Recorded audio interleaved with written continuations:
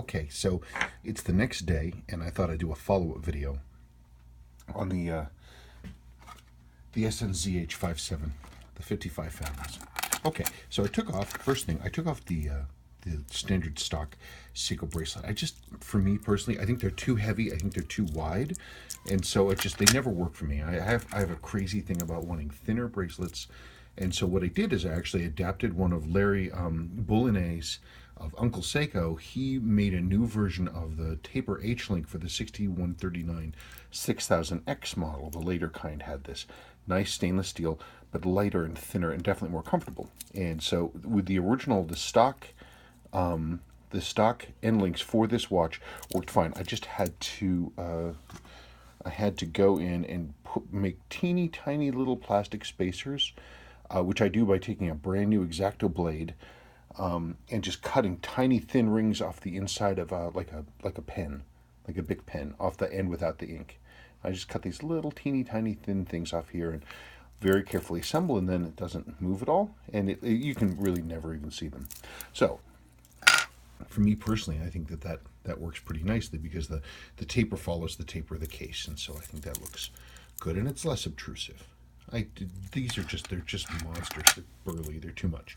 But I thought we'd have fun, and let's just see where the numbers are. It's been running now for 24 hours, and we're going to find out together. I don't know what the answer is. I haven't looked at the numbers. I don't know. There's the watch. Okay, it's sitting there with the crown against the mic pickup, and let's watch together.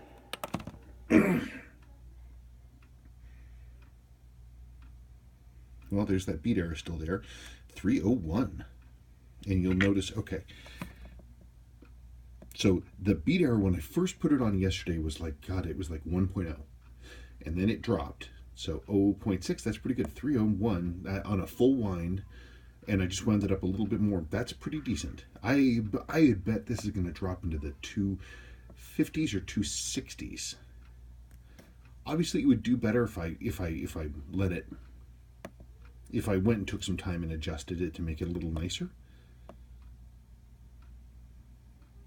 So now we're going to be approaching cruising speed.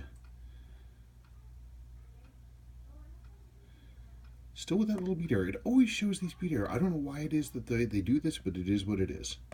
But still, they're not bad. 284. These, hey, 285. Look at that. It popped up again. I'd be curious to see if this holds steady at 280. That'd be great.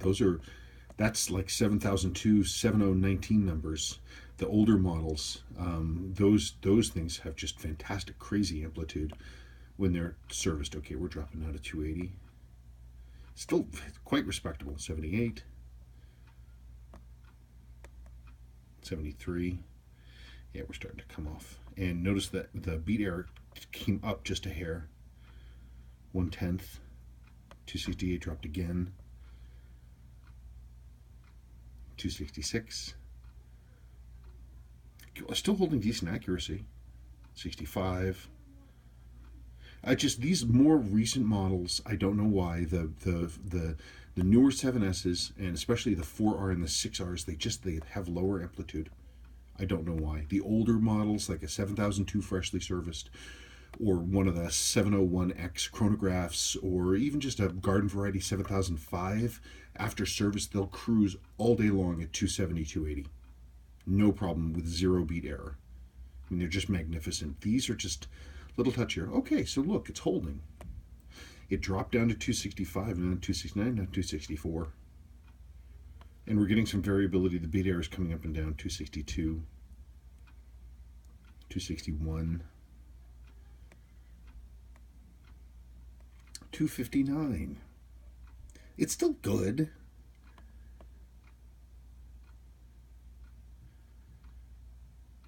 Come on, what's the next jump? It's either going to go up or down. 260, up a little bit. 262. Well, you know, for $124, which is in fact what I paid, there was no even shipping on it. It was $124 flat. That's pretty good. $124 for a watch that runs like this. You know, what the heck? That's not even a third of the cost of a servicing. 262. I think that's probably where we're going to hit and stay for now. might come up a little bit better. I'm not going to open it up. I'm not going to take the time to adjust this out. I mean, maybe I will at some point, but it's not critical. We can see how it's doing. So that's unadjusted, untouched, running along, doing its thing. Cool. Okay, well, a shout out to Larry Boulinet of UncleSeiko.com for his new taper H-link bracelet, because I think they're pretty cool. And for me, it works nicely here, again, because the taper follows the taper of the case. And just these things are too burly. And it looks good. Okay, I'm pleased. I'm not 100% sure about the handset. I'm not really a modder, but we'll see if it grows on me. I don't like really modding stuff. It should be stock or not for me. Okay, thank you.